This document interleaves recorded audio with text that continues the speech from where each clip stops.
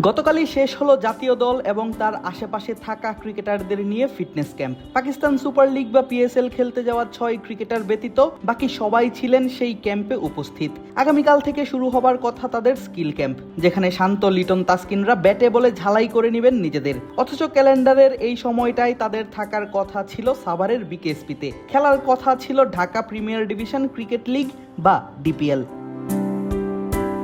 তবে বিসিবি নির্বাচন, সেখান থেকে ঢাকার ক্লাবগুলোর সরে দাঁড়ানো, ক্রিকেট বোর্ডের বর্তমান কমিটির উপর অসন্তোষ, নানা অনিয়ম অভিযোগের উপর ভিত্তি করে আর মাঠে গড়ায়নি ডিপিএল এর এবারের আসর। বাকি লিগগুলোর অবস্থাও বেহাল, শঙ্কা রয়েছে সেগুলো নিয়েও।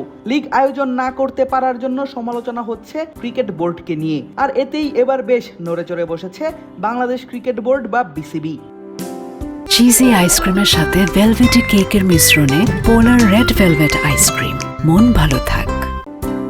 শুক্রবার সন্ধ্যায় বিসিবির পক্ষ থেকে এক প্রেস বিজ্ঞপ্তিতে জানানো হয়, ডিপিএল এর 12 ক্লাব আর তার কর্তাদের সঙ্গে আলোচনার প্রস্তাব দেয়া হয়েছে বোর্ডের পক্ষ থেকে। 8 এপ্রিল তারা আলোচনায় বসবে টুর্নামেন্টের শিডিউল আর আনুষঙ্গিক সব বিষয়াদি নিয়ে আলোচনায়। তবে ক্লাবগুলোর অভিমান এতে ঘুচবে কিনা সেই প্রশ্ন থেকেই যায়।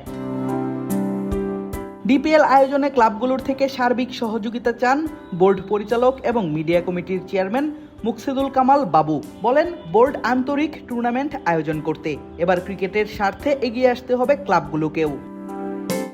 আমার সিসিডিএম এর চেয়ারম্যান চলে এসেছেন দেশে, উনি এখন দেশে আছেন, যদি উনি বাইরে ছিলেন। আমার কাছে মনে হয় ভাইয়া যে আমরা কিন্তু অনেকগুলোই অন্যান্য খেলা আমরা কিন্তু শুরু করেছি।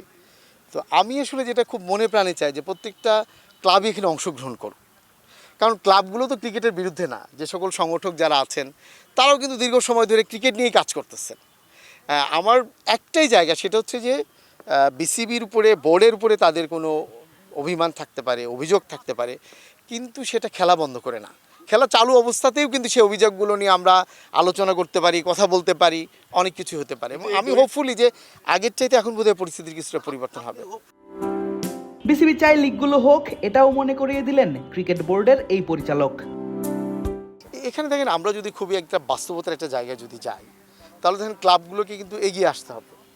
আমার কাছে মনে হয় বিসিবির জায়গায় যদি তাদের কোনো তাদেরকে আরও সহযোগিতার কোনো জায়গা থাকে, সেটা নিয়ে অবশ্যই বিসিবি কাজ করবে এবং সব ধরনের সহযোগিতা করবে। এখন আপনি যদি খেলতে না আসেন, তাহলে তো আসলে এখানে জোর করে তো নিয়ে আসা যায় না কাউকে।